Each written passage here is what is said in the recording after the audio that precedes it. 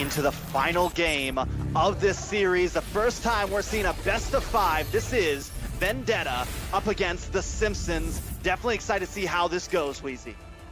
Yes, just look at this game. Best of 5, both teams battling it out in the land of the dawn. You do see Exborg on the jungle. You see Ballman for the side of the Simpsons. One of the most dominant junglers this season has to offer. The mobility, the sustainability, the lethal counter with the retribution. Will it be enough to beat the defense of Vendetta? You do see a heavy clash on the bottom side, only 40 seconds in.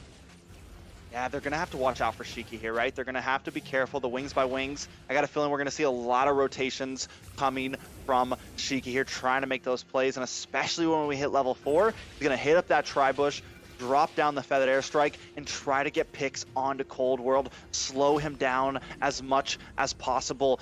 Yes, the Yve has some nice rotations, has that speed up, but I would almost give this laning phase over to the side of the Pharsa. Yeah, Pharsa also having that mobility to get around the map, but I love how both teams have the AoE damage from their mages. These fights are going to be possibly the most intense we have seen in this best of 5 from both sides. You see Exborg, not your traditional jungler, picked up by Pogi as well. Do we see some possible plays that might change the meta for North America? You see Promise locking in the Paquito, not allowing that to be picked up from Vendetta, but the question is he enough to go against a possible counter, the Esmeralda? We've seen such a solid game from both sides, but looking at the map, you see a possible gank from the side of Vendetta, trying to get an early kill, an early advantage. Esmeralda cutting the lane, doing what Esme is supposed to do. Paquito playing it safe, knowing that Esme can give him that hard time, but going for the farm he can take. You do see Turtle spawned in, Pogi, not much contest. A possible clash as both teams are preparing for the first turtle. And Nate does bring down that, wait a second, nice take from Pogi there. I was a little worried about the world manipulation, but he was able to take it, the last insanity, able to help him zone away Promise there, use that retribution and get it. Fallen now, moving on to different things, working on his red buff. Vendetta taking a little bit of an advantage in the early game. Now, we've seen just a turnaround. Usually the Simpsons has the aggressive stance and Vendetta on the defense, but going into match 4, it was a different story. So you never know what these teams are going to bring to the table, but we see a lot of possible gank potential from Vendetta, trying to get these early kills, hiding in these bush for pickoffs, waiting for a mistake from the Simpsons. So let's talk about this Exborg pick for a second. Let's actually break it down to some of the viewers. So the thing about it, the reason why it could work here is if you can position yourself well in some of these team fights, you just kite. You just use that first skill, and Fallen's going to try to get it on you, but he's never going to make it because you're just going to keep backing up and hitting him with that burn. Not only that, but you get the true damage to deal with the tankiness of the side of the Simpsons here. And Bogey is one of the few players I feel like who runs it very well. A lot of other players don't even like trying it because not an easy thing to do. Something else I'm excited to see is if he decides to go for the Hunter Strike, which is something he likes to do as an item because it helps the kite even more. Now, in the boss side, Theo trying to do something, but it helps the kite even more because you get the speed boost from those skills. You get the passive speed boost, so you pop that first skill and you're able to just back and forth and stay away from the enemies while dealing chip damage. And the question is, will the ultimate, the last insanity, be too much for them to handle in these heavy clashes? I love seeing the creativity from Vendetta. Pogi being creative, picking up a Hellcurt previously, picking up the Exborg jungle, trying to change the thing that North America knows as meta. We have Exborg with the true damage, very hard to deal with. But the question is the Simpsons prepared? There's a lot on the line for both these teams as they are fighting it out. Turtle has spawned in. You do see a clash. Yeah, but the airstrike does come down. Damien tries to use the Numenon Blast, does land on Ashiki, but Damien goes down. Theo could be next. A nice pickup for Cold World there. Pogi takes that turtle, though. It's a 1 for 2, and Vendetta is on the prowl looking for more. Back on the mid side, though, Galaxy is down to about half health. Overall, a big win for the side of Vendetta there. Now taking a little bit of a gold lead and a couple more deaths on the board. Now, I do have to give it to Promise over there on the Paquito, especially against the Esmeralda. A possible counter for him, not allowing her to get the easy cuts, maintaining her in that lane. But looking at the items, you do see the Demon Hunter Sword picked up by the Claude, enough for him to do some damage in these fights in the early game. But more toward the late game will be a crazy force to deal with for the side of the Simpsons. The Feathered Airstrike going down. Cold World's in a little bit of trouble here. The Wild Charge just to help seal the deal and finish it off with that Blazing Duet. Fallen trying to get something as well, able to pick up Theo, so it's a 1-for-1 currently. Shiki now on the run. Fallen tries to get more, but just can't. So Simpsons at least answer back. They take a tank, but they lose their gold lane, which is kind of huge at this start of the game.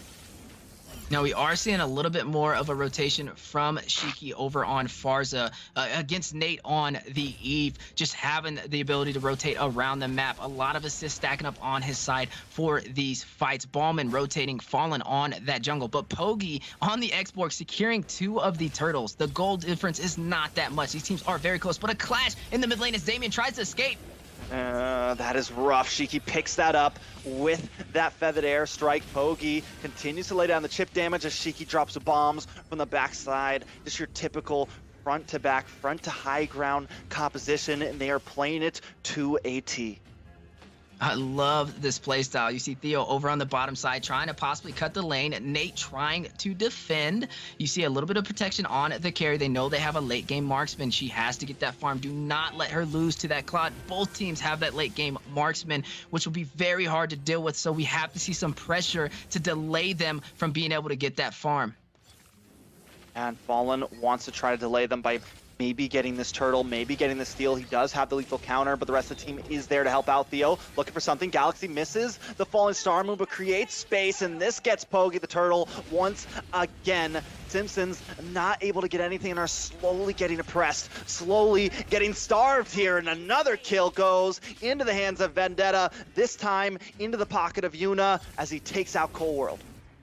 And this is what we were talking about, having the advantage in the gold lane, especially when you have 2 late game marksmen paired up against each other. Yuna going for that tower, going for that clear, going to increase the gold for his team. A very good start for Vendetta, for their marksman. We are going to see the Claude come online a little bit earlier than the carry going into game 5.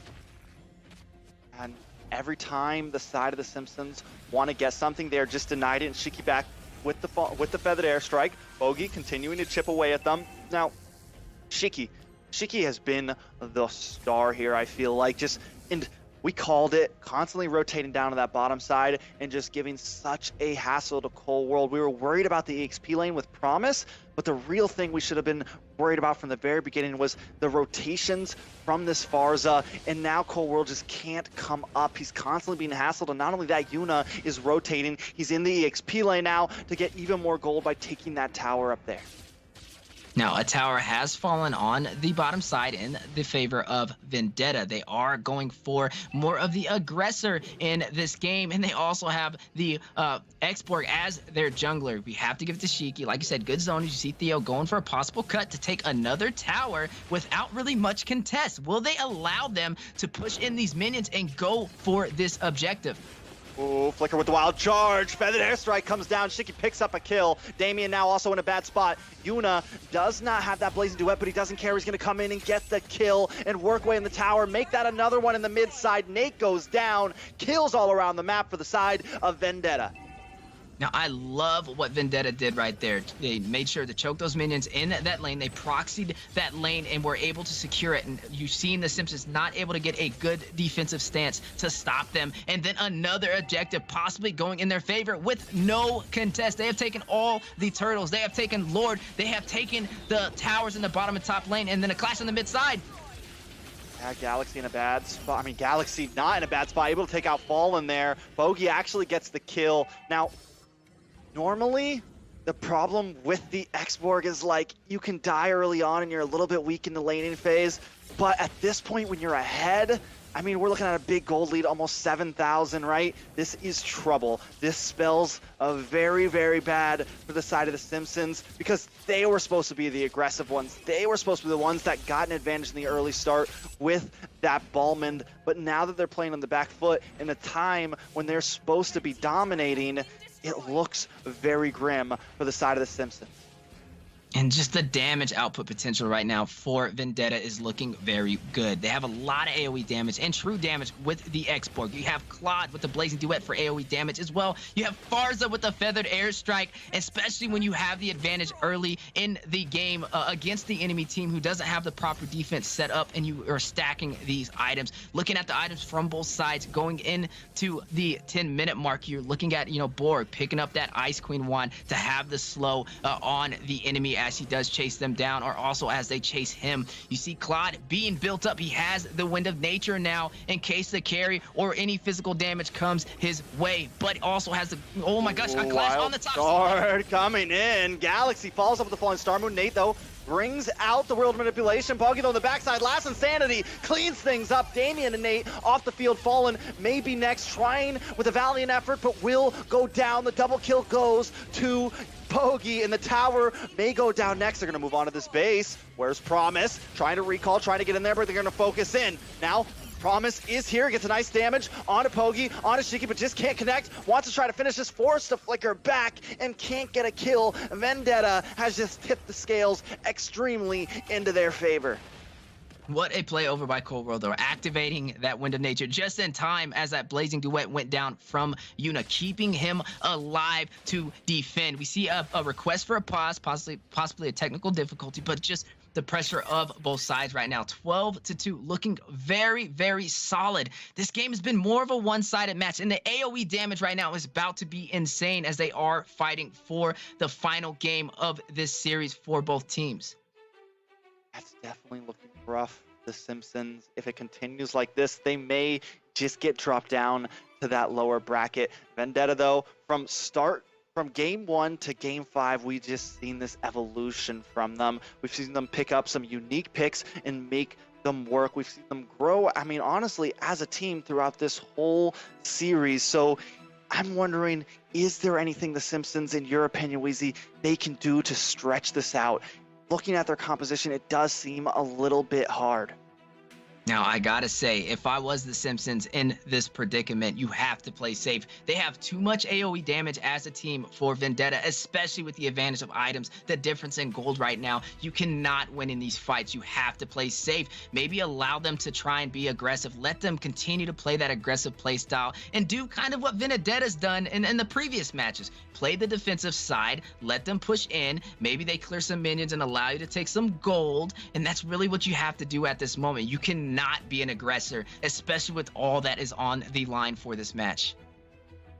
Most definitely. Almost, I mean, sometimes what I like to say is, let them, since they're being the aggressors, since Vendetta wants to try to finish this, maybe try to bait them into something here. Maybe try to let them come in. No matter what, you have to let them come to you and try to set them up in that World Manipulation. Maybe pair it off with a nice Numenon Blast. They do have set potential on the side of the Simpsons. Just with such a huge gold deficit, it sometimes doesn't matter. We see this happen to a lot of teams. Even if you get the big play, even if you get the big set, you're just immediately bursted down without the ability to burst down your enemies.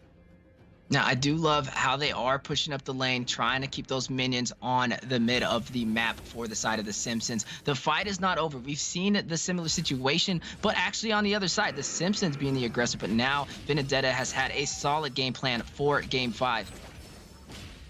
And, I mean, Galaxy just, you can see that right there just shows the gold difference, right? Galaxy just able to sit in the middle of 3 members. Not only 3 members, but a huge counter to you that should be melting you. Cold World just not there yet, though. Can't quite make the play. Lord goes over to the side of Vendetta once again, and now we see a possible collapse. This could be bad for Promise. He is caught between several members, tries to dash through. The Feathered Airstrike comes down. He's stunned up, and Bogey picks up the kill. That's putting Bogey at 6-0-2. To anyone that was worried about the X-Borg, you don't need to.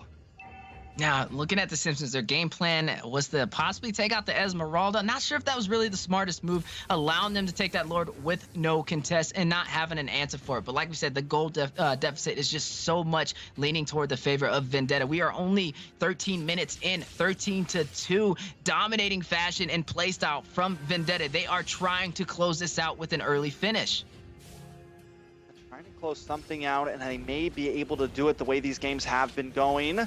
Vendetta now breaking in onto this middle inhibitor. They're letting Lord connect, and it has found it, working, putting some damage. But the last Insanity comes in. Rope Manipulation comes on top of it, but I don't know if it's going to be enough. Yuna with the Blazing Duet trying to clean things up, and the Simpsons are just too low. The base is gone, and Vendetta takes Game 5, bringing the Simpsons down to the lower bracket. What a match, an early finish for Game 5. Vendetta had a game plan, and they capitalized.